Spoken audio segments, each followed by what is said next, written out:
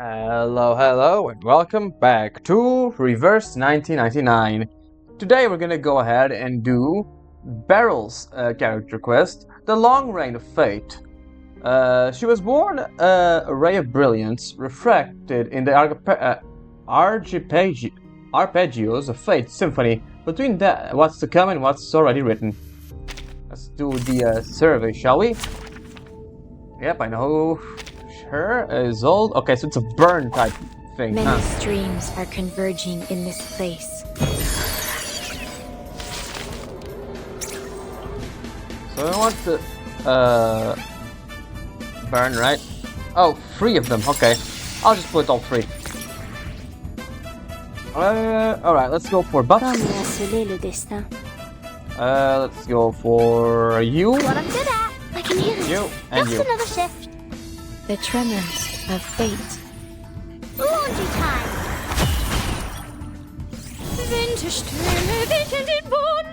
Rise and shine. Stay away from me. Yep, very good.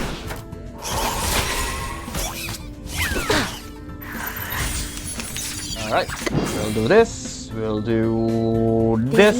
Oh, look, This. here's another one. It is here. This. I This. can hear it. A secret revealed.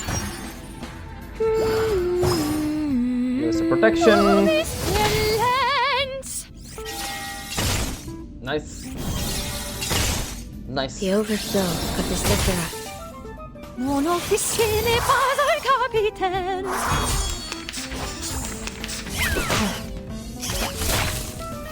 You are not welcome here.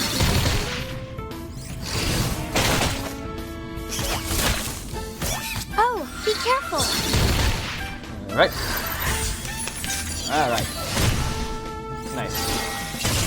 Nice. You are not welcome here.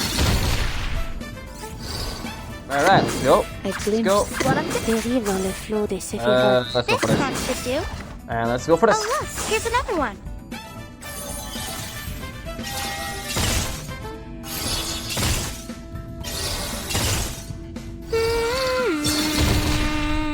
Cette There she goes. partie révèle les Sephiroth.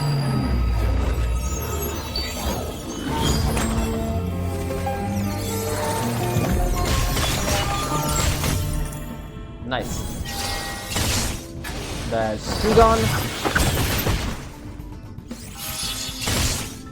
That's 3 gone.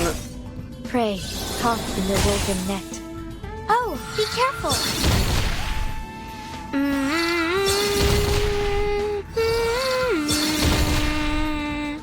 Yeah, right. Nice. Oh, be careful. Let's go for this. It is This. You want me? This. Yes. Oh, look, here's another one.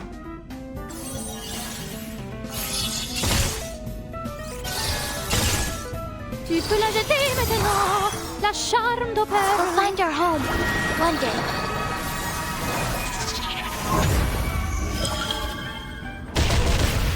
Nice. You are not welcome here. Go flutter page. Higher than a bell tower, and deep in the clouds.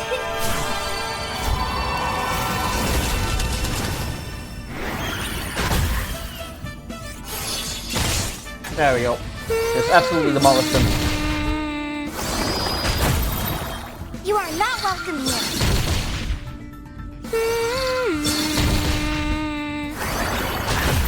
There we go. There's one more left. That's it. Alright, let's go for Comme a this. scellé le This. destin. What a tragedy. This. I can hear it. This. Dérive dans le flot des Sephiroth. The tremors of fate. Nice. Soffoca il sangue. Soffoca il sangue. There we go.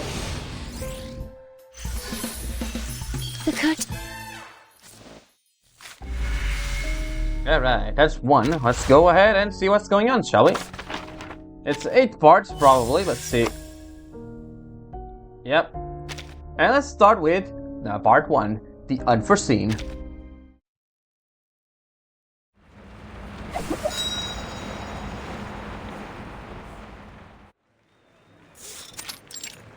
streets of Paris. Looks a lot like London, but... Oh, baby Matilda. Excuse me, ma. Don't push me. Pardon? You brute! You stepped on my C'est foot! très impoli. In the hub, no one noticed the angry little girl. Too small to resist the crowd, she swept along with it. Oh, the grown-ups are rushing to the front. I won't be able to see a thing. Now think, Matilda, what do you do? Oh, I've got it. She carefully backs up. Still stealthy enough. She finds the discarded crate and steps on it. Foundation hardly ever holds these sort of parade ceremonies. Oh, is it gonna be when she met Matilda for the first time, or saw Matilda for the first time? They've worked with the Brownish family for years, so I should take the chance to learn more about them. Even better if I can find their secrets. Safe houses that shelter from the strange rain, for example. Find them. Okay, so you know about that. She thinks for a moment. Mama made many prophecies for them. All accurate, of course, so asking them for a little honesty is hardly unreasonable. I do admire the foundation and the generosity towards our family. I'll be taking over the family business someday, after all. A responsible heir should show her support. A procession dressed in white approaches. The young arcanists walk in dignified unison, solemnly representing their organization. She catches sight of the orange-haired girl leading the procession. Her whispered monologue halts, and her proud excitement falters with uncertainty. Yes. What's that? The procession members are all outstanding, but that girl is unmistakably the greatest among them. Anyone could see it. Mama, look, I want to be like her someday, marching proudly at the front. When you have to work hard, then you'll have to work hard. Only the best can become a leader like that. The best. Matilda looks around. Everyone's looking at her. The orange-haired girl passes by, and soon Matilda can only see her back. The thoughts swell in her chest, her heartbeat quickens. Then, she leaps from the crate and runs without looking back. Okay, so this is how we... Yeah, we know she saw Sonetto in the parade ceremony. And now we're in the parlor with one each senior, huh? Mama. I have to... Upon seeing what's inside, she stops, slowly stepping aside. A thin woman sits, her hands clasped together as she gazes in an anxious hope that the lady with crystal's pendulum in hand. Madame Wanish, can my daughter be cured? Beryl does not reply, her expression is calm, her eyes half lowered. So many people come to Mama for help every day. The girl sighs as though helpless, though the pride of her face is unmistakable. Her mother is famous for the accuracy of her prophecies. The diviner's words are a ray of light for those in distress. This is the diviner of the Brownish family. One day I'll be just as spectacular as Mama. She watches her mother with pride, waiting for the pendulum glow to fade and for her to speak. No need to worry. Your daughter will recover. Then what should I do? I've got every hospital in Paris.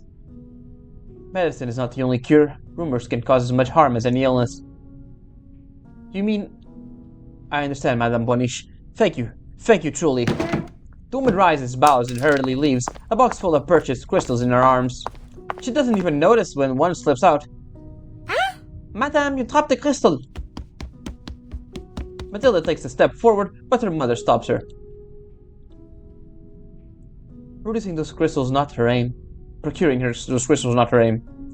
Fated with the future she believed to be certain, crystals have no true value. Then will you have more customers later, Mama? I want to... Matilda. I know, Matilda. Go outside and hang the closed sign.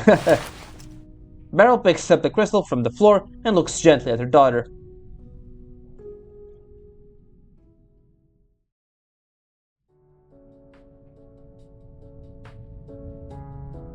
Matilda animatedly describes the procession and the orange-haired girl. Beryl maintains a gentle smile, while her gaze rests slightly on her daughter. She seems distant.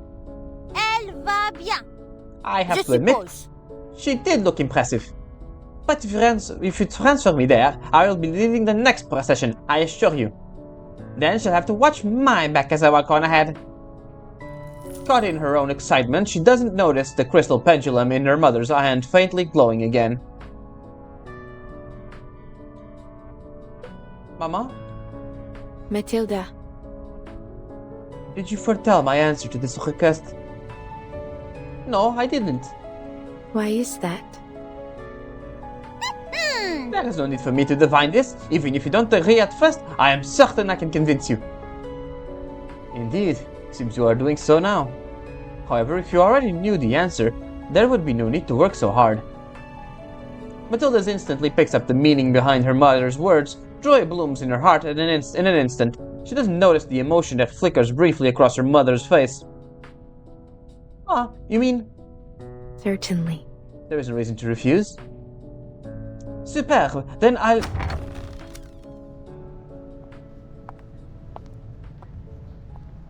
My apologies, I mean no interruption. An unexpected visitor swings open the door, bringing echoes of the chaos outside with her. Her apology is emotionless. Pardon? Didn't you read the sign? We're closed. You're not talking... Matilda, Oh boy. Who is it? She looked at her mother in surprise. The usual gentle smile on Beryl's face is a shade fainter. Beryl Bonish, there are none with prophecies as true as thine. Oh fuck, is this Arcana? In thy sight the past, present, and future coexist. The guests thou sayest this day were merely in the memories of yesterday, and thou placed the closed sign early, just as the future instructed. Yet here I am, utterly unpredicted. Oh fuck, it's Arcana. It's definitely, that's the only character who speaks that way.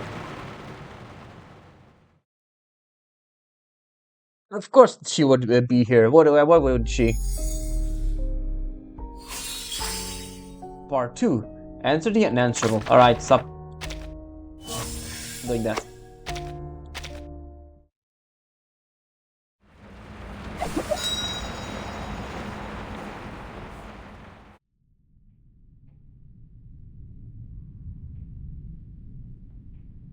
Yes. Just who does she think she is? Barging in here while I'm having such an important conversation with Mama. Beryl follows routine and leads the guest to the crystal display room. Mama never sees visitors after closing. Why today?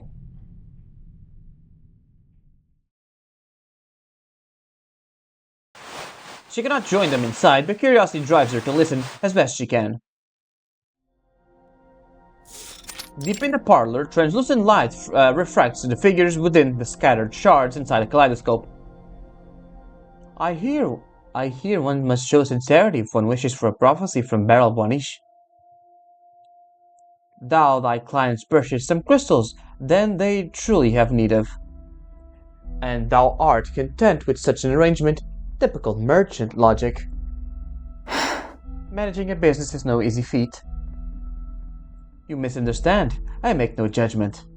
I too will offer my sincerity once I am sure I will not disappoint a diviner such as thyself. Matilda pricks up her ears, catching the drifting words, and her eyes locked on the shadow on the floor. Madame Bonish, dost thou wish to see my future? Perhaps that thou seekest is but a glance away. What? Mama seeks? The room goes so quiet you could hear a pin drop. After a faint laugh, Matilda sees a pendulum fall and sway in the dark. Oh!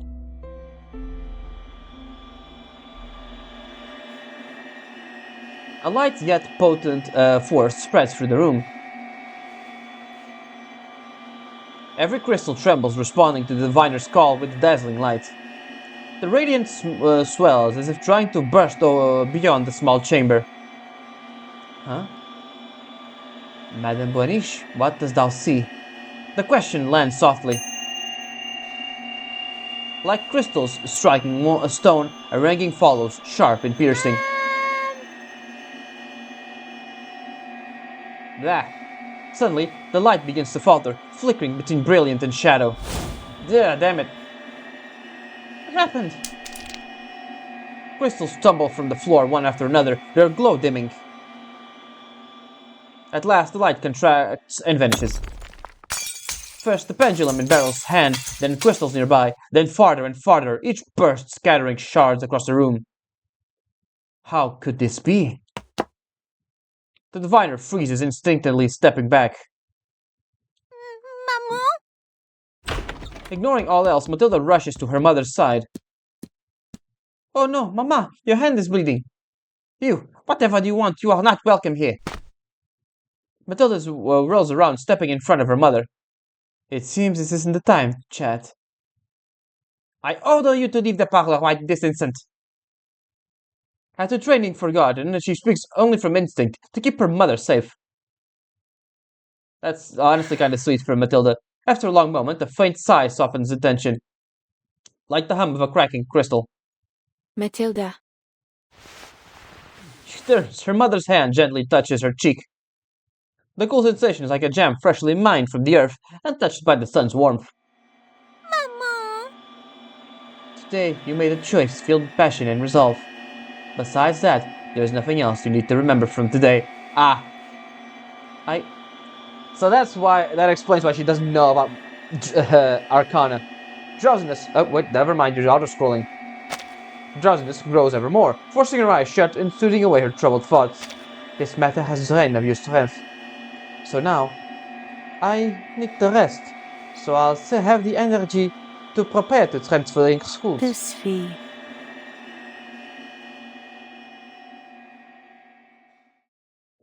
She falls into darkness.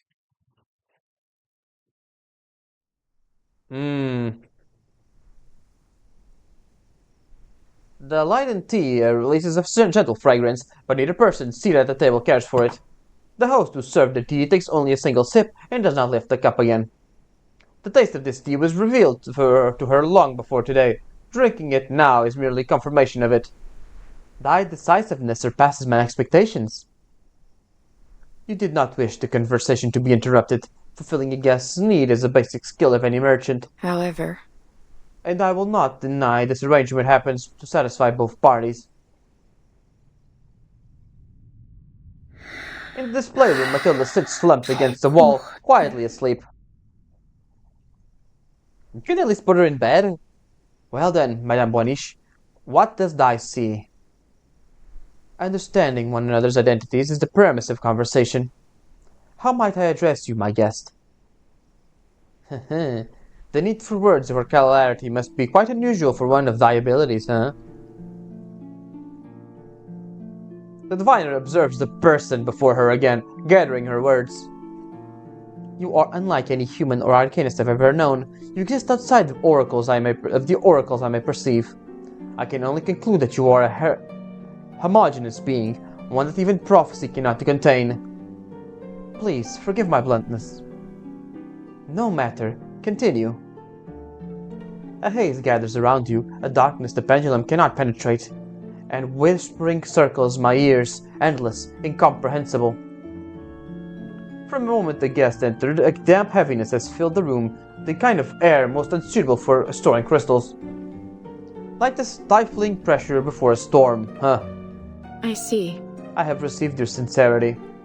I cannot see your future. Your life's dreams does not reveal your course to me. It is no meager gift for one to claim to see all things. And you are no surprise by this result. Then, So then, what is it what you is it you ask? seek? Oh, the price of a fair exchange. Madame Boiniche, when last didst thou fall into the depths of doubt? On the map of fate, all has its destined place. Time loses its linear meaning, and there are no hiding from it. For thou seest it true, where all things have been, there are now remain, and they are now, and where they are soon to go. Only there was a rain. Ah, yes, thou hast seen it, and thou knows of it as well. The white robes have always given little. They sheltered thee from the rain, yet deprived thee of the right to truly see it. A rain that flowed from the ground, a rain beyond prediction. beyond. Whoops. Just like your visit today. In late 1999, inside a safe house provided by the Foundation, Beryl witnessed the rain flow upwards. When did this rain begin? How did it form? Why did it appear? For the first time in her life, the unknown had arrived, bringing endless questions with it. Beryl stared at the rain beyond the window, unable to look away. What I seek is simple. One hint from a diviner, one insight. An answer to a question none other can answer.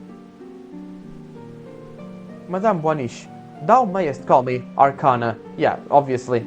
There she is. Pray tell, how dost thou view the storm?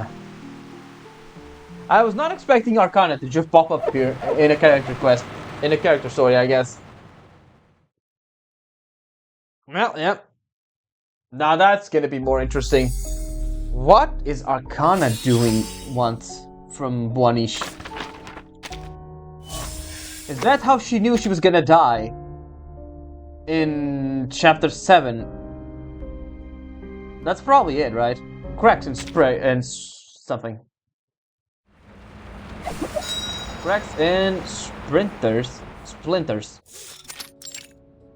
The countryside of Delhi. Oh, it really is just Shemaine's mentioned.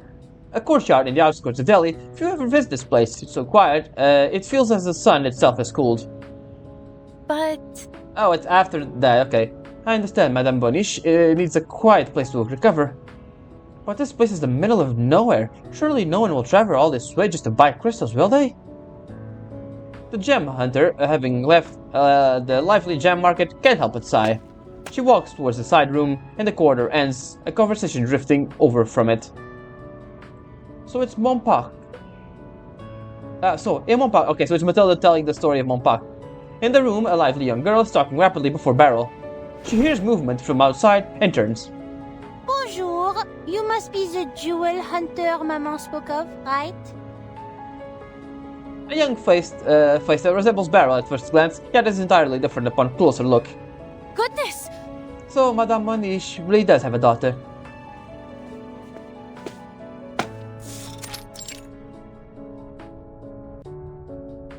Radiant celestial energy you have. The great Matilda must not miss this chance. A diviner must also learn to read the symbolic language of the stars. The conversation between mother and daughter continues. Broom chooses not to interrupt the reunion. She quietly organizes the crystals Beryl has not yet put away, watching her from the corner of her eye. Matilda, Do you believe that by tomorrow, by borrowing the power of the stars, you may truly see the future?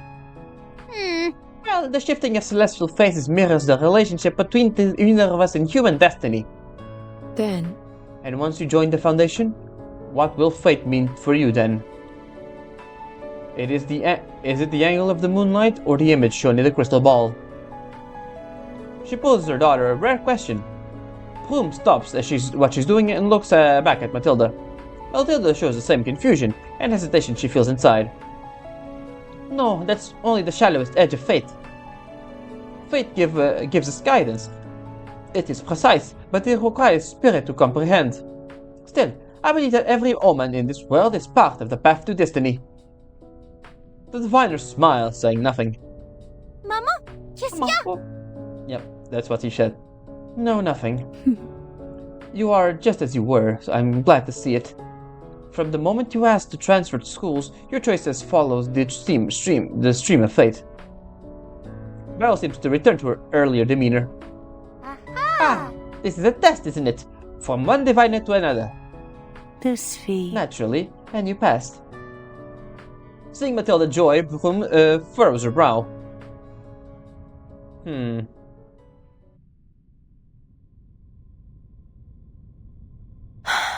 Most of the sapphires circulating the trade are fakes these days. I plan to go directly to the mining site. With Matilda gone, Brune finally has a chance to explain her next plan to Beryl. During her final moments in Paris, the gem hunter and the diviner formed a partnership. Now their search for the rare Kashmir sapphire has brought them to Delhi. I see. Then I will have no trouble. To trouble you to make the trip. Yes, Adele. Is there something else you wish to say? Madame Boiniche. Were you truly praising Matilda just now? As you can see, I believe I made myself clear. But Adele, break this orbiculum. Crystal messaging will be more stable than communicating in the mines. It will keep us in contact should anything go wrong. She shows a gentle smile. Bloom accepts the orbiculum, understanding that she should not press further. Right. The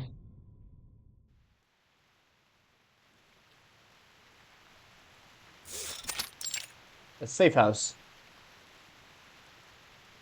A month later, the rain flows upwards once more, accompanied by zealous pop art. Alright, so this is in 66 then. In the safe house, Bloom watches Beryl busy figure in a daze. The sapphire that nearly cost Bloom her life is now placed in the center of the table. Why are you still making that face? I'd have thought you'd have got yourself together after leaving the mines. Felicien, the escapee of death, lingers in on a jewel. Only the diviner who entrapped her and the gem hunter who shares her life can hear the voice. Then I must see little Madame Boniche calm no matter what. Then I must be like Madame Boniche calm no matter what. Never shaken, no matter what I face. Outside, the rain grows heavier. Meanwhile, the diviner takes her seat, her hand rests on the mineral, and the glow of the ritual grows. I only hope Madame Boniche's ritual will be successful this time. At least then, everyone's efforts will mean something. What are you doing? The safe house glows as bright as daylight, as every mineral hums in tune. Bloom squints, struggling to keep her eyes on Beryl. What exactly is Madame Boniche seeing? That's not good. The answer slips away. The cashmere sapphire reaches its limit and bursts. Fragments scatter across the floor. Failed again. Madame Boniche. Are you alright? Beryl sits motionless, eyes lowered, thinking for a moment. This ritual lasted longer than the last. I am afraid this But is not sapphire is what not I the was most looking for. suitable mineral. The stone's value is reduced to nothing. Madame, you have never answered this question directly. But now please tell me, what is it you're trying to see through this ritual? Beryl is silent. After a long moment, she lifts her eyes. The truth you seek, Adele. Did you find it while you were out on your search? The storm has disrupted the world. The chaos of this era brings it again at some point, just like in Paris. Before it stops, there's no predicting which era will take us to, even for you. Then, What is your conclusion? The roles of questionnaire and answer switch. For some reason, the scene invokes a strong sense of deja vu. But she answers firmly. The storm has made life lose all meaning. Beryl lets off a soft laugh. Brune suddenly recalls when this scene occurred, just earlier between Beryl and Matilda. Beryl, what's got you so on edge of late?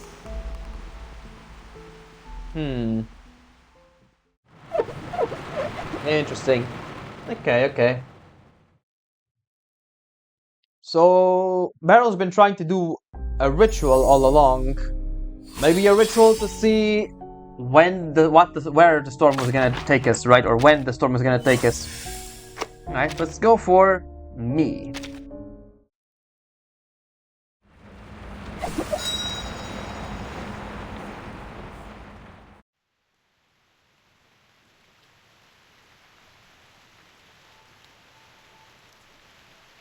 The bluntness of the question cuts through the fragile calm.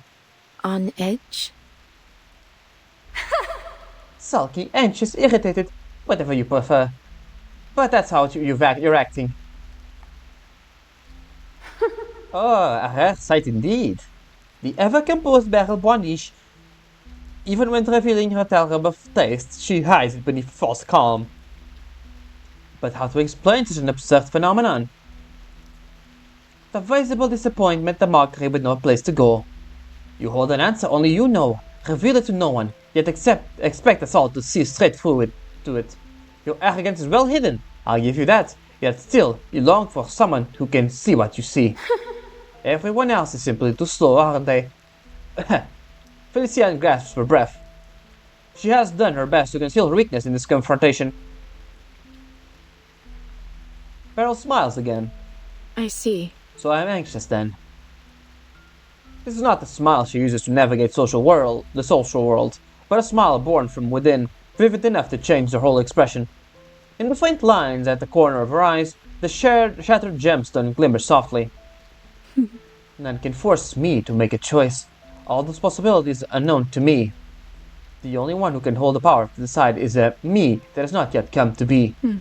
Then Then, it is this new self which unsettles me. she smiles, gathers the fragments in her palm, and hands them to Brune. Adele, you searched them for meaning. Would you like to keep them?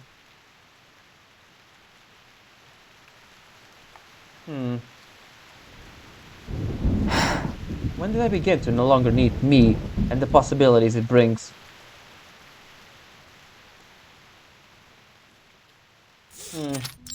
Crystal shop in Paris. Memories surfaced before her. Before I was born, the parlor of crystals was nothing more than an old, cramped shop. My mother. Facing the difficulties of survival, took the box of crystals passed down from her mother. She had no carefully laid business plan, no network built over generations. But she knew the crystals were of good quality and would fetch a fair price, just as they had for those distant relatives. And within the addition of new small gifts, many would gladly help her sustain her life. Oh, we have Grandma Boaniche. Clarine. I saw a window set in a stone wall. It was damp, cold, but outside the window was a clear blue sky where all light gathered. The woman quickly sorts through the tangled thoughts of her mind, and she describes what the orbiculum revealed. Look. She attempted to push beyond her limits to reach the truth. What does that mean? It's best not to rush. Understanding fate's hidden language requires patience and insight. An ill-matched scene. It means your life may be at a turning point, or that you may soon fall into hardship. As you can see... Fate was stingy with her. The images it provided were unclear. She had to choose her words carefully. Gently, leaving room for retreat. Madame Carine, do you mean... You must live cautiously. Your life is indeed improving. The turning point has already arrived. You must be cautious moving forward. It will determine whether you will live outside the window or inside it. Oh, I knew it. Those greedy parasites. Madame Carine, thank you for the warning. No need to thank me.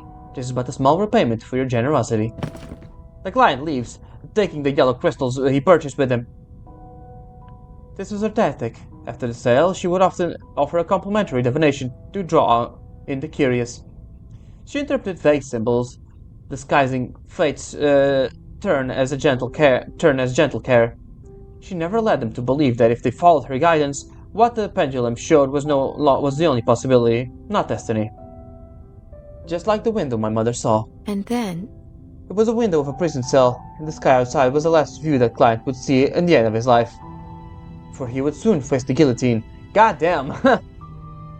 The parasite he spoke of would later join with the police to steal the key to the treasury he guarded. How do I know this? Let me tell you.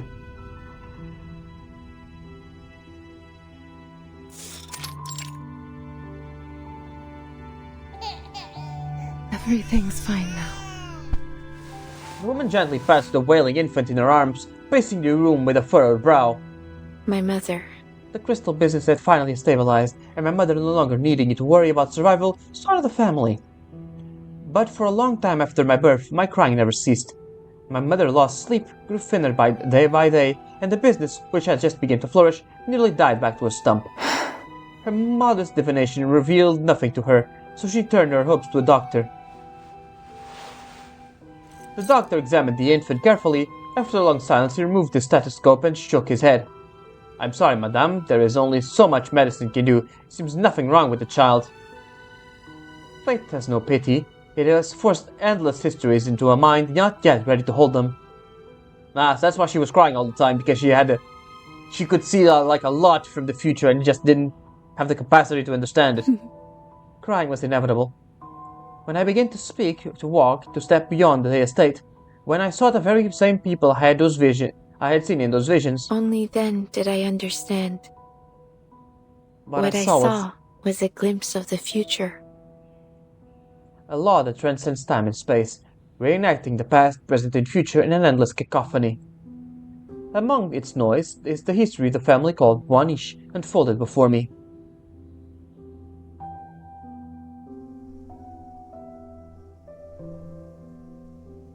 My gift led my mother to believe I was not suited for public education, And then, so she kept me at home and taught me everything she herself had learned. The cover of the Revelations of Lenormand hit the table with a thud, breathing out a puff of golden dust into the air. A voice declares to me that the moment of a judgment has come for the crowned one. That was Napoleon's defeat in Lenormand's prophecy. J'ai vu quelque chose aussi, Oh, baby Beryl. maman. I saw something too, Mama. Brilliant crystals with glittering in our parlor, and customers will come one after another, drawn by our name. Our storefronts will be elegant and luxurious, and raw minerals from all over the world will all be within our reach. You mean You mean to say, Allons-nous donner Maman, vie à ma vision? shall we bring my vision to reality? Huh. Okay. Mademoiselle Beryl, about my fate. Your fate takes an ambiguous form. Wait a moment, it's about to take shape. The true radiance to full form when you met. Okay, so basically it's a puzzle. Yeah. It's a puzzle. This one's over here. This one's around here. This one is. This one isn't anywhere. This one's over here. This one is nowhere. This one is also no. Oh, tap rotate. Got it. Thanks. Oh, it's his actual face. It seems. Your fate. So it goes.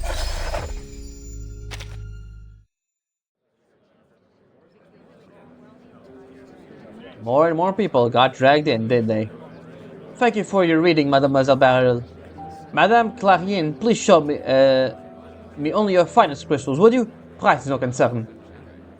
Oh, she has a hat now. Please come with me. Have one each crystal never disappoints. and then, I took my mother's seat. There she once conducted her fortune-telling. I give precedence to those fortunes that would please them. look. You see, even a brief life will have one or two moments worth cherishing. As for misfortune, I followed my mother's example, disguising calamities as gentle warnings and their silver lining as a true hope. Thus, people would not fear fate so greatly as they would refuse to enter the parlor. Ah, Madame Clarien, your daughter is your greatest treasure. So many spent fortunes just to hear words of divination from her. I wonder if your good fortune will continue for the years to come. Huh. Monsieur Eloy, I suggest you look after your own shop. Beryl says your districts might not remain peaceful for long. Yeah, oops. There you go. Clarine sees the noisy gentleman out, then turns to admire her parlor, just as her daughter foretold. She sits before her, gazing at her with a tender warmth. Beryl, With every passing day, our parlor flourishes. We ought to be prepared for what will come next. Beryl, que What vois-tu is to dans say? mon avenir? Beryl, what do you see in my future? Oh boy, it's not good, isn't it? Everything's fine now. Do not fear that prophecy will hurt me, Beryl. Look at what we have now. We have built a foundation. We can face whatever comes next. Goodness, even warned Madame Myriel about her treacherous servant and saved her from the smothering of that pillow. Fate is not set in stone. But she knows her mother is desperately hoping for good news. Maman, Something bad's about to happen, isn't it? dans 3 mois, ta vie sera prise lors d'un vol. Oh boy. 3 months from now, your life will be taken in a robbery. Yep, fate is set in stone, at least before the storm set in. Man, can you imagine divining your own mother's death? No wonder she's so distant from Matilda before the storm and she couldn't see into the future. Alright, I'm gonna pause here for a moment and then I'll go right back. So see you in a little bit. Alright, I'm back. That pause I said took a whole day, so let me see. Last time Beryl predicted her mom was gonna die from a robbery, so let's see if that happens. To look upon doom.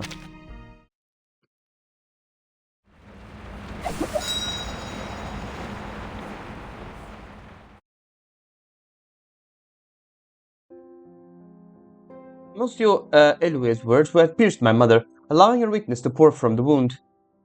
Before then, she had never once asked me to read her fate, but she looked upon all she had gained, her life of comfort, and drew false courage from it. It was on that day that she decided to confront it. So she asked me, and I answered truthfully, Fate always keeps its promises. as fate would have it.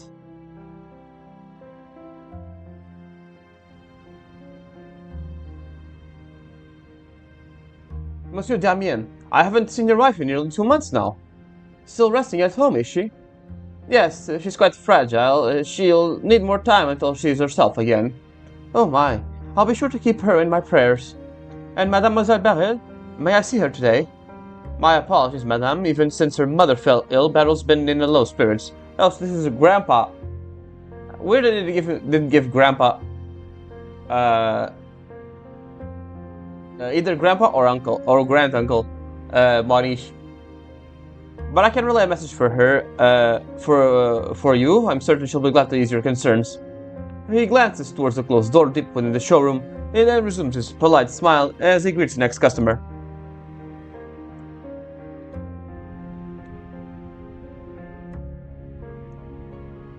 Books and crystals press into the narrow room, encircling a small figure as at its center.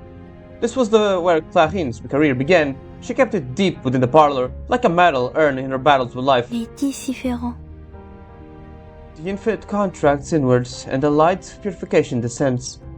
Before all things is revealed itself, the Sephiroth of the infinite. And then, After that, I no longer offered my divination. The future had already realized itself. I had to move to the next place. I was to move to the next place. Life is only a phenomenon. Once placed beneath fate, it becomes transparent. It's edible, its ending visible at a glance. what is fate to you? But what is fate? What does it hold to this absolute power? The teachings of the Kabbalists became my reference. My mother. As for Madame Clarine, she was an interesting person.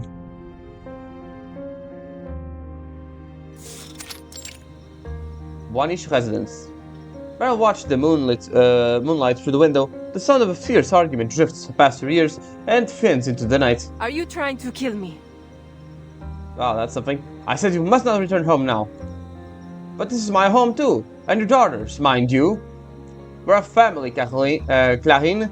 We ought to stay together to face this coming disaster as one. Huh. No, your presence only push me closer to death. The wretch may have followed you in already, hiding in the kitchen with a knife, waiting for the midnight to strike. Okay, she's just paranoid at this point. Clarine, stop. You're imagining things. No one followed us. And didn't you already throw the knife away? Leave the parlor. I can deal with that. But what about our daughter? Are you going to abandon Beryl too? Okay, so that's Grandpa Bonish. Hearing her name, the girl turns. Clarine rushes to her barefoot, drops the crow crouch and grabs her by the shoulders. Beryl, you understand, don't you? Tout ce que j'ai fait. Everything tu I've comprends done. pourquoi je l'ai fait. You understand why I did it. Besides, I have to live if I'm to continue to love you, isn't that right? She examines her mother's twisted, frantic expression. Papa. Damien stares at his daughter in surprise. Her eyes rest on her mother with a faint, unreadable interest. Ça va. We had better not disturb her. Mama will be fine.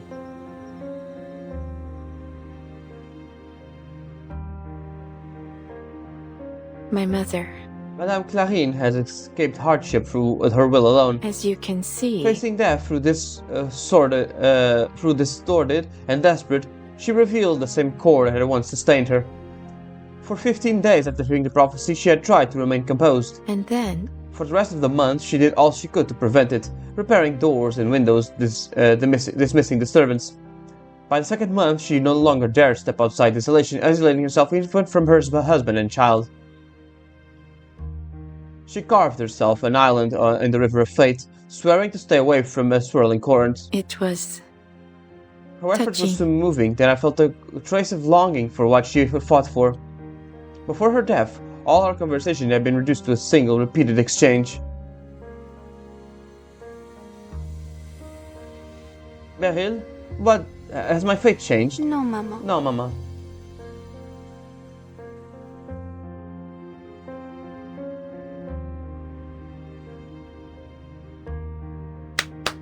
How fortunate to come to a day Mademoiselle Beryl will be willing to divine. But is your mother well? She's been ill for so long now. It must be 2 years now, mustn't it? Peut-être. My mother has never stopped resisting her disease. Perhaps she may recover after all. That's just wonderful. Is she dead? Probably dead. So, Madame Solène, what troubles you? My husband hasn't returned home in several days. A vision strikes abruptly. It flashes before Beryl's eyes.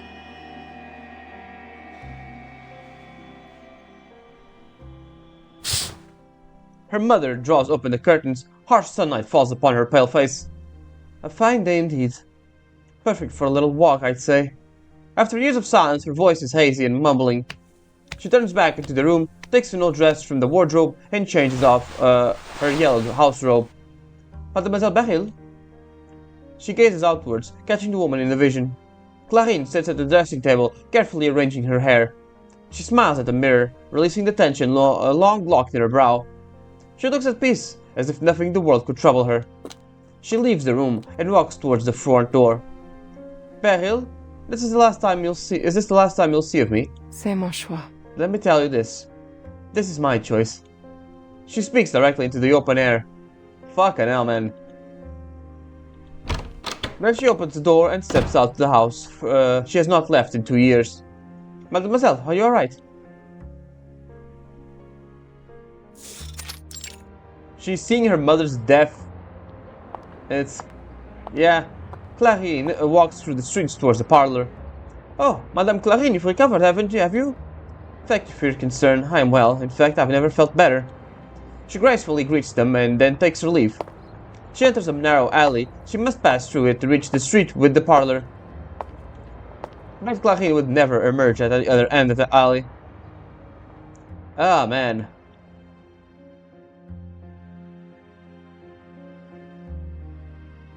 Mademoiselle Beryl. The diviner turns herself amid Mademoiselle Solène, and she's calling. No one present senses of what's about to occur. C'est le destin. Yes, this is fate.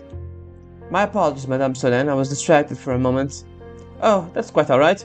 Are you well? The young diviner smiles faintly. Ça va. Just fine, madame. Le destin est immuable. Basically, we're seeing why she's so fascinated by the storm, right? Because the storm changes fate, right? And she was always, you can see here she had fascination with changing fate ever since she was little, with her mother's fighting for it, right? Yeah. Madame Clarine failed. On that day, she chose her own end. I was grateful. To her, not only for her love as a mother, but because she confirmed to me the true nature of fate. Fate is a woven net, and we the prey, caught between the fibers. And the storm rips away the net, doesn't it? Does it? And yet, it leaves us just enough space to breathe. Enough to make us believe we still have the freedom to choose a path, which is, in fact, the only one left to us. It was touching. The romanticism is charming, but is there truly any difference between those who believe in free will and those who surrender to fate? Like my mother, who exhausted every avenue, even withdrew herself from the world, only to delay the ending by a fraction. That brief, fierce strength that once shone in her would continue to play out in countless others.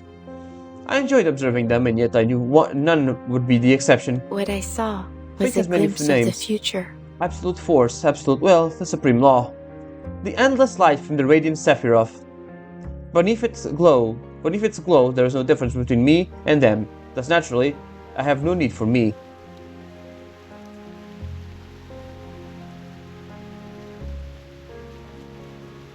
Ah, there's the Arcana again.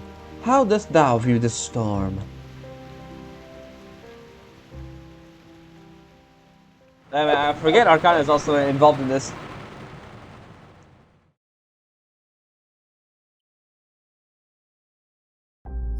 Alright, part 6. Familiar strangers.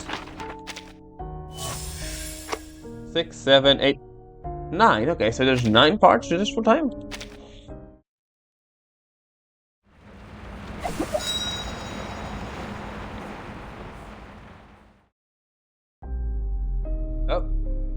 yet again. Okay. This one doesn't go anywhere. Need to rotate it. There we go. This one needs to be rotated. There we go. This one rotated again. Rotated again. That doesn't have a clear path yet, so let's take a look at this one. I think this one's right here, yeah. This one rotates like this. There we go. This one is over here, this one's over here, and this one is over here. Nice. An expected outcome. Oh, we're seeing, basically through Beryl's vision, huh? What she sees, essentially. Like, she's trying to reconstruct, change fate or something like that, and this is just repeated outcomes. We're just seeing people try to change their fate. But nothing really changes, is that it?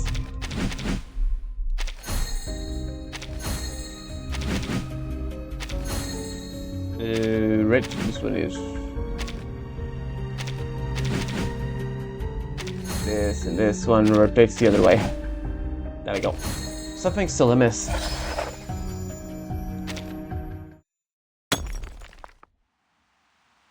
Yep, and we're back here. Rain once again flows upwards, the people swallow gold. Alright, so this is after chapter 2, after the Schneider incident. Beside the safe house, the crystal has shattered into star-like fragments, and in Beryl's face flickers in the glow. She picks one of the fragments and runs her fingers across it. I am afraid this is not what I was looking for. This is not the crystal the ritual requires. I wonder if we're gonna see the flood in this series of events. Okay. What next then?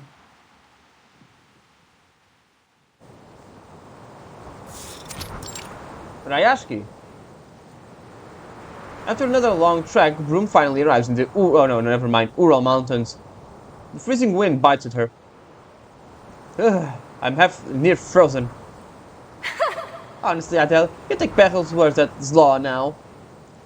You nigh on killed yourself finding none of stone for Beryl, only for to shatter it in yet another failed ritual, then set out searching for all over again. You tired of this? Madame Boinish's ritual seems extremely difficult, so some failures are bound to happen. Is that really your belief? Or are you simply allowing him to toy with you in the name of adventure? This is Beryl Boinish, ma chérie. Other lesser diviners may require rare and pure crystals, but when she has ever inquired about such things? Even to sustain life, she only needs the most ordinary white crystal. Yet, now she gambles the success of the ritual on stones which were once nothing but replaceable trinkets to her. Unbelievable. What utter tosh. If Beryl really is so inept. Madame Boinish's abilities aren't what they once were. Perhaps she truly does require stronger conduits now. Heh, conduits. And what's so wrong with that, huh? Felicienne continues to chuckle at herself. At any rate, I do enjoy watching her stammer.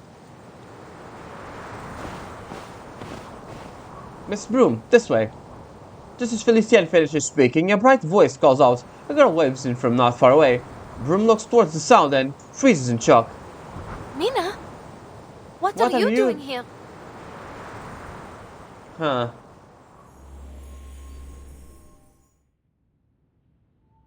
The white crystal's orb glimmers softly. A faint face flickers within it. You met Mina, the girl you befriended while searching for stones in Delhi. That's right. But now she calls herself Asiya. She says she's a Bashkir and a guide for the mines. She even claims she never left those mountains. Ah, okay. You're seeing a person who returned from the storm, huh? Far away in the mining region, Bloom has returned to her temporary lodging and locked the door. She took out the orbiculum barrel, gave her, and called upon Beryl. But... Though Asiya's appearance and manners differed from Mina's I met in Delhi, they are the same person. The diviner considers it for a long moment, then lets out a soft, knowing laugh. The same person with different identity. I see. So that's how it is. What do you mean? Beryl casts an unnoticeable glance towards a parlor window. A faint silhouette approaches. Adele. It's not the moment to talk, Adele. Continue your searching for the dematoid.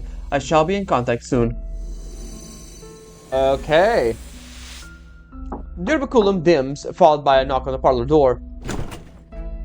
Come in, Mr. Forget-Me-Not, of course. It's been a while since we've seen him.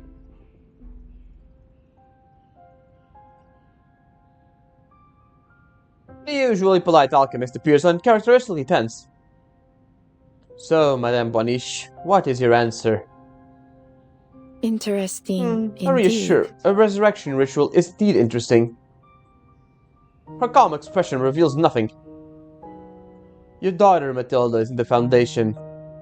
As her mother, I would be easy for you to ask her to retrieve a few materials for the Arcanum Containment Department. And what is it that you're hesitating over? My daughter and I have not spoken for quite some time. Making contact may not be wise. Then allow me to give you a reminder. You can't sit on the fence forever. In the end, you will choose a side. I am afraid not. Both Menace Vindicta and the Foundation are my collaborators. It is not as complicated as you imagined. Impatience never leads to successful business, Mr. Forget-Me-Not. Allowing time to for consideration is a necessary step. I see. Then on the fence you'll stay. Realizing there's no use to continuing, he stands and shakes his head. Ever since Paris, you've become difficult to contact, and you have grown increasingly distant from our cause. At the door, he turns back to look at her. You know very well what you cannot survive the rain alone. You must detach yourself from the world, Madame Boniche. You mustn't, I mean. Huh.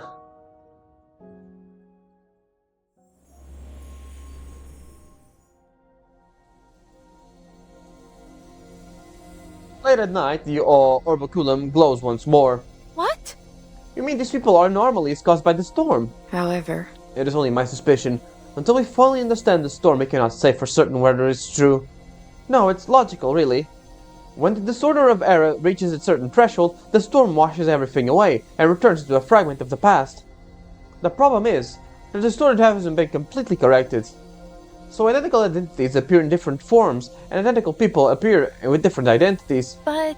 Yet none of them can truly be regarded as the same person. Well done, Adele. You have taken another step to understanding the truth of the storm. The truth of the storm?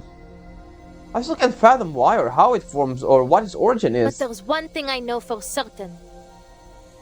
How the storm must be defined. Oh? This storm? It's an utter disaster. Playing with people's lives like toys. Yeah, you tell it, Broom. Amidst it, even the greatest treasure will lose their values, and Menace Vindicta seeks to control it. yes, Yes, it was only... it has only it ha- brought disaster. Agreement between Broom and Beryl is exceedingly rare. It leaves Broom stunned. Fate should be immutable, an ever-flowing river, nothing should be able to deviate its course. And yet, in correcting its fallacies, it has been reduced to mechanical vulgarity, a tool to be exploited. It is no longer what it simply is. The rainwater has eroded the edifice of fate. Cracks have etched their way deep into its foundation. The orbiculum falls silent on both ends. Broom is stuck speechless, while Beryl sinks into thought.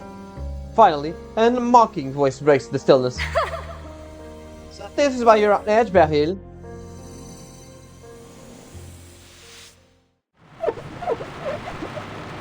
Yep. She can't see anything from the future, and whenever she sees something, the storm just keeps changing it, huh? Take no sides. Alright, take no sides then.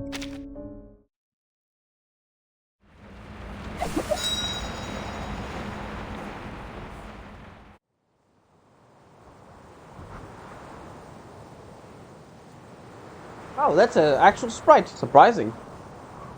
Asya. Miss Bloom, are you leaving now? But we still haven't found the Dimatoid you were looking for. I'm sorry, Asya. I have to go now. Her days of adventure are pleasant, but their outcomes are often not what they hoped. Why? This is also sudden. It's the storm, isn't it? 2 days ago, Beryl urged them to return as soon as possible. With Forget-Me-Not no longer providing her with precise intelligence, she can only rely on weakened divination to judge her movements.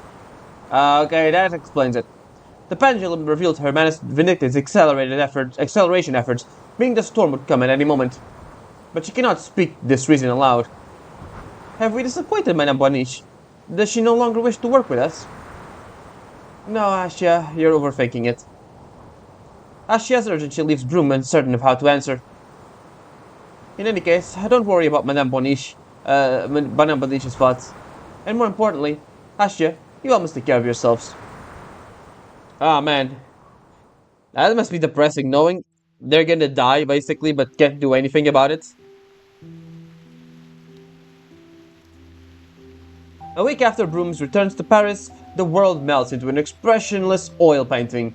Alright, this is after chapter 7, basically.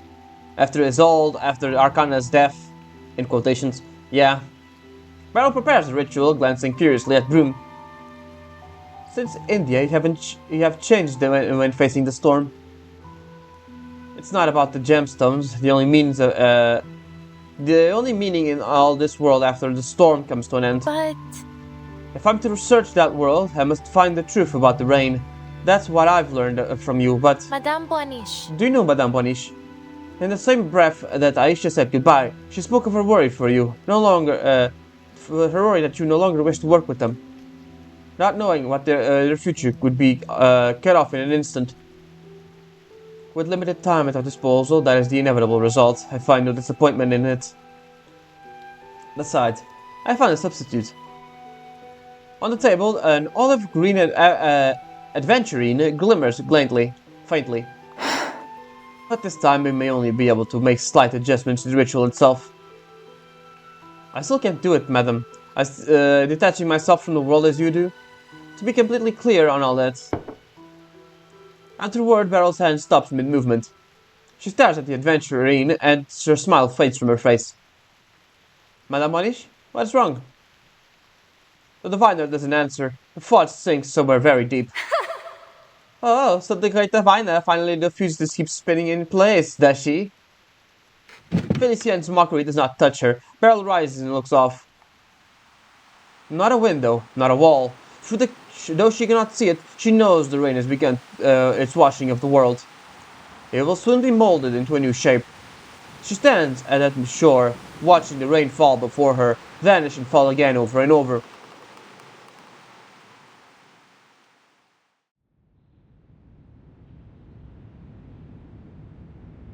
You mustn't detach yourself from the world, Madame Boniche. Yeah, he was kind of right there. the fates of many commingle here. Ah, you're just faking back to Her the story, stream huh? is deeply entangled with your own. Are you thinking about Matilda or something like that? I wonder. Mara lowers her head and lets out a long sigh, as if relieved of a weight. When her face lifts again, she has returned to her usual composure. I have been watching from the riverbank for too long. Ah, yeah. She gathers the crystals laid out on the table and places them back on her luggage one by one. Madame, what's wrong? Will you not perform the ritual? Adele, Once this storm has passed, go to the parlor and bring me all the white crystals. Those which hold no impurities, understood? Honestly, do you really intend to go on with these pointless... Those white crystals will serve another purpose. And the dim, scattered points of light drift in her eyes. So the gemstones were worthless after all. Beryl smiles, she does not deny it. Then you intend to... It is time I gave our guest his answer. We cannot leave the gentleman waiting forever. Oh, we're gonna answer Forget-Me-Not. Is that how he gets his, Ah, this place, right. This is where, like, when Matilda came back home and it was gone, right? She was gone. Beryl stands at the entrance of her home, waiting patiently. The same door where all those years ago, Clarine stepped out and dove headfirst into her current. I must say, you surprised me. I didn't expect you to be the one to contact me. Tell me, why a change of heart? I am afraid There not. has been no change. You are still my client, Mr. Forget-Me-Not. I agree, I will procure the Roar's lion tail for your ritual. After those storms, the Foundation will be in chaos. Fighting someone easily influenced with the Arcanum Containment Department will not prove difficult. Okay, that's how they get the thing, right? You must give me the payment as I am owed. All information regarding the resurrection ritual. I see. Why would you want the resurrection ritual? It couldn't be for your mom, could it? I think that would be too easy. Part 8. Aria in the Rain. Alright, let's see.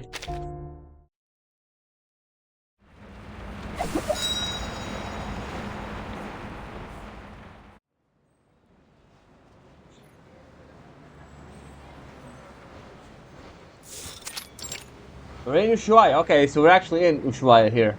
At the edge of the earth, at the southernmost point of human dwelling, 800 nautical miles south lies the wide wasteland that covers the South Pole.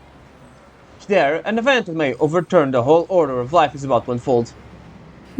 I imagine Mr. Forget-Me-Not is suffering at this moment. The diviner's hands over the roar lion's tail, a moth lands upon it, fluttering its wings. Oh, Grace, hey. The alchemical accident upsets him greatly. Ah, okay, so that's why he was knocked out, basically. He got into an accident, huh? Did Beryl sabotage him? Or did Grace sabotage him, or something like that?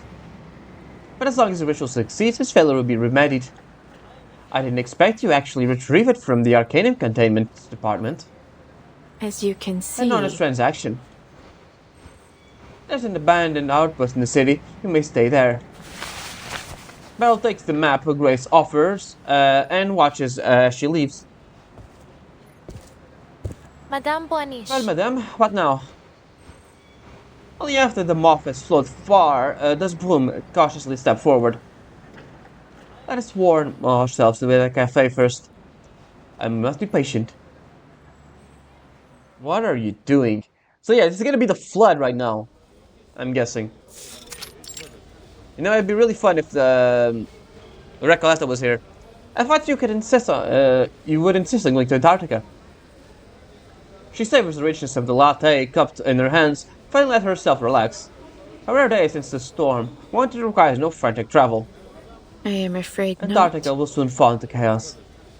There, the Foundation and Manus Vindictae will clash, going now would only hinder our plans. As you can see... Ushuaia is the best choice, close to the vortex center, yet unobstructive. So in the end, we did cooperate with the Manus Vindictae. But won't that harm Matilda? While I shared some of the information she shared, I did not disclose any true secrets. Oh, so she did have Matilda do this stuff, huh? Matilda must come to understand that she and I are fundamentally different. We each have our own goals. She must learn to expect this. Besides, Matilda's not as fragile as you imagine. Then, let's time to tell her your purpose. Will tell me your purpose. Sensing the diviner's good mood, Bloom chooses her moment carefully. Of course, you have worked diligently, Hadel. It's time I told you. for a brief moment, When I performed the ritual I saw a thread. to seal Felicienne, I caught a glimpse of a single thread. Oh, is it the thread that Erd was spinning in Antarctica and at Verton sees too? Golden and radiant. Yeah, it's that one. She closes her eyes as she tries to recall that fleeting moment. I believe it may be the essence of fate itself, the original form of the endless light. You mean fate has a form? Then your ritual... It's all been to see this golden thread again. Not just in passing glimpse, but long enough to trace its shape. Then perhaps I will know what fate truly is. The switch will be definitely different from those in the past. For I have found its ideal medium. What medium is that?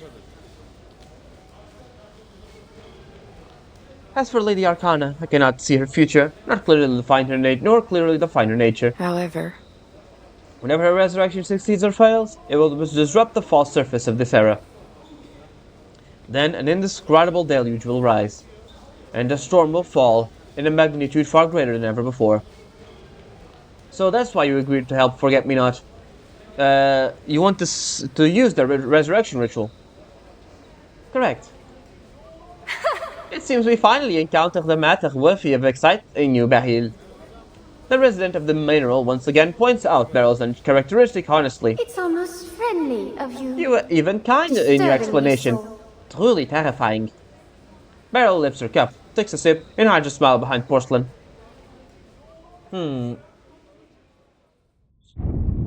There's the rain. There's the flood in the rain. Ah! A deep rumbling as if from the earth core rips Broom from sleep. What's going on? What's happening? She looks around. Beryl is gone, along with the white crystals they brought from the parlor. Oh. Where did she go? She rises quickly and nears the door she notices a clear, strange water seeping beneath the door frame. Rapid rising. Bonsang, what's happening? The moment she opens the door, the water surges inwards. Bloom looks around as the water continues to rise. Residents on the street stare into the distance in terror. What? Oh, that's the flood.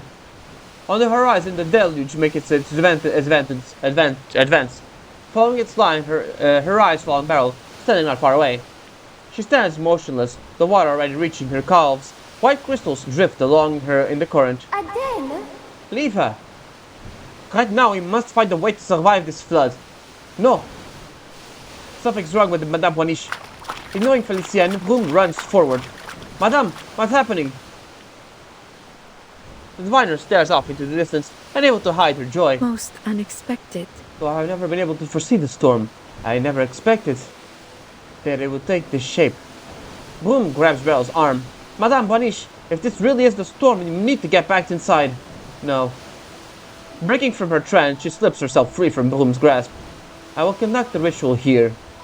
Out here? Then how will we survive? Leave her alone, Adele. She intends to use herself as the medium. She will replace the gemstone and become the ritual Santa. You are indeed the more perceptive of the two. Broom just stands stunned as the pendulum drops from the diviner's palm. There is no medium in this world more suitable than myself. Adele. We have stood on the crossroads of each other's fates. I now stand at the same place. Through me, the spiritual material converge. And how did she survive? I wonder, how did she survive this? Is she another person that can cross the storm? I must step into the rain if I am to see the fate which has soaked it. A clear light engulfs Broom, stripping away her will. No need to worry. The safe house is close. When the ritual is complete, I will return. Whether I succeed or fail, there's still much to be done.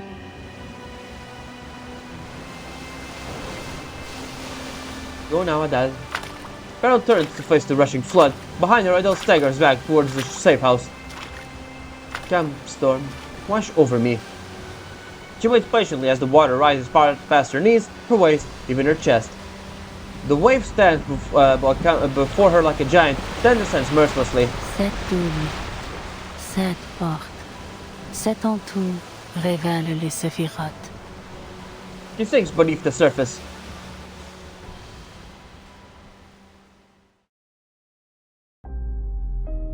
A peculiar piece unlike any before. It's a literal puzzle piece, huh?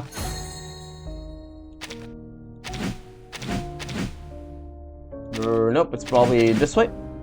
There we go. Alright, let's start with the corners first. There we go. I need to click probably there. There we go. Need to click. No, not that way. That way. There we go. There we go. There we go. Go. Alright, the corners are done. Time for other things. I can barely see the... This is kind of hard to see, to make a puzzle if you can't see what you're doing. Ah, come on. There we go. See, not here, probably there. There we go. This one is not here, probably that way. There we go. This one's here, and then we have half-half, so that one is this way. And that one is this way. There we go.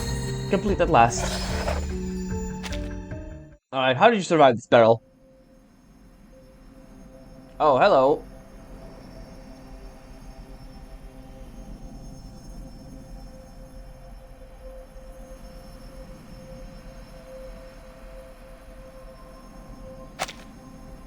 I see.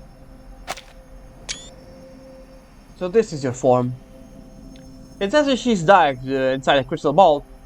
A glistening golden thread is reflected in the I distance. have been watching from the riverbank for too long. She reaches towards the thread, but her fingers meet only a cold glassy surface. Since the storm divorced it from the clarity of fate's governance, the world has fallen into chaos. I wavered because I was disappointed that by what already was, but How can one truly know the river if they never step into it? the golden light trembles. She hears something like the breath of fate. I was narrow-minded. Most unexpected. To think that thought and language would describe you, that mere fragments of experience would define you.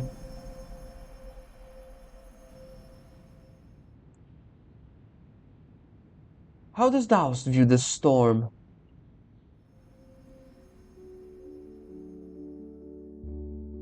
Lady Arcana had her answer long ago. She simply offered me a question worth pursuing. And at last, I see you again, Golden Thread. The advent of the storm was a disaster indeed, and it fractured your holy face. But it also opened a rift to the experimental world, A rift through which the prisoners of fate chanced to glimpse you. And only when they laid eyes upon you could they understand. You are disordered, yes, but Tu es absolument et de façon inattendue à couper le souffle. She sighs. Then she empties her mind and simply watches. But the stillness does not last. Her body has already begun to dissolve. So this is the price. The crystalline surface begins to fracture, pushing her further away. But I have no regrets. Her eyes remain open, refusing to close them for even a moment. Who is that? In the dim after-image of her fading sight, a girl stands in the void, wearing a top hat. Oh, she saw Verton. Huh. Madame Wanish! The desperate call pulls her from this illusion.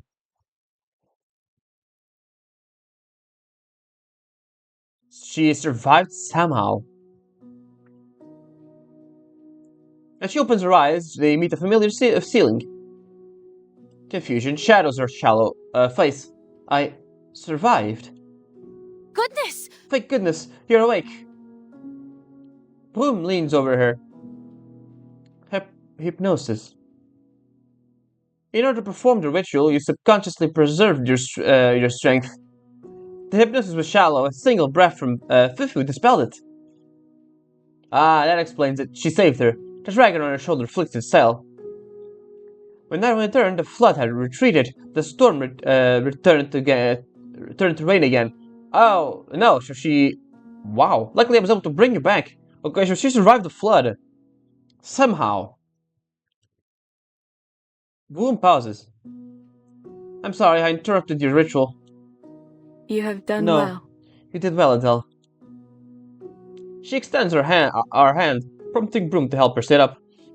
The ritual has drained everything from her. She is weaker than ever before. I succeeded. She smiles with quiet satisfaction, recalling the faint silhouette she saw in the water. There is someone I must see. Once I recover, there is someone I must see. Verton, right? Number 0, unchanging, right? Yeah. I do think Verton is the one thing unchanging in this whole storm, right? The number 0, unchanging. Ah, your life story, that's probably just a puzzle, honestly, let's see. The storm threw everything out of order, names and destinies reshaped and reformed. I cannot help but wonder, my dear daughter, if it's changed yours too. Oh, you're gonna build a Matilda sort of thing? Alright, let's go for the corners first. There we go. That should be around here. There, right? No.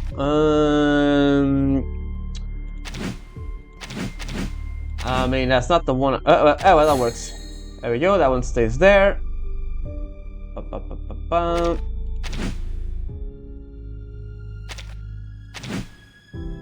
Nope.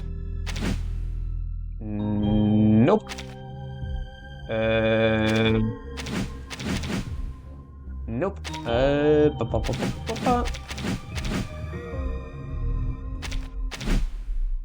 Alright, this one's probably down. Yeah, there we go. That's over here. Let me see. This one's probably above here since it's a darker color. There we go.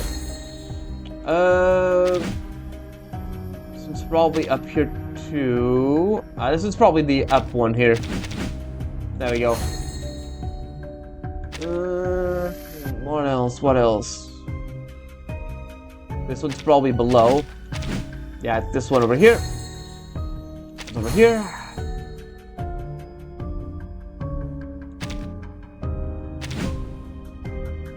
Nope. This one should be around here somewhere.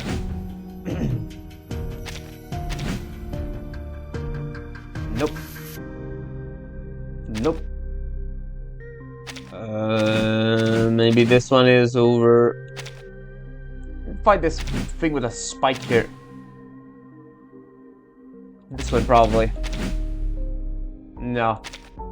Too spiky. Probably this one? Nope.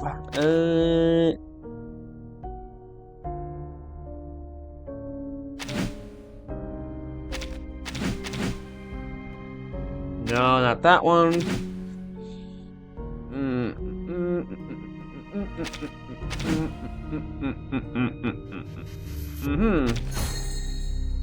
I have seen your story play out countless times. False gem hides nothing.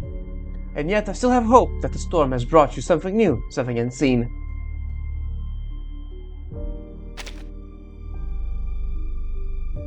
There we go. Let's try. Where the hell can this piece be? Ah, this is the spike one. Okay, weird. One with a big spike is probably this one, right? There we go. And there is that one. There we go. Perfect place. And this one is probably that one. I see. No, can't rotate there, so it's not that one. This one maybe? There we go. What else? What else? This one's probably this one. Yeah, there we go.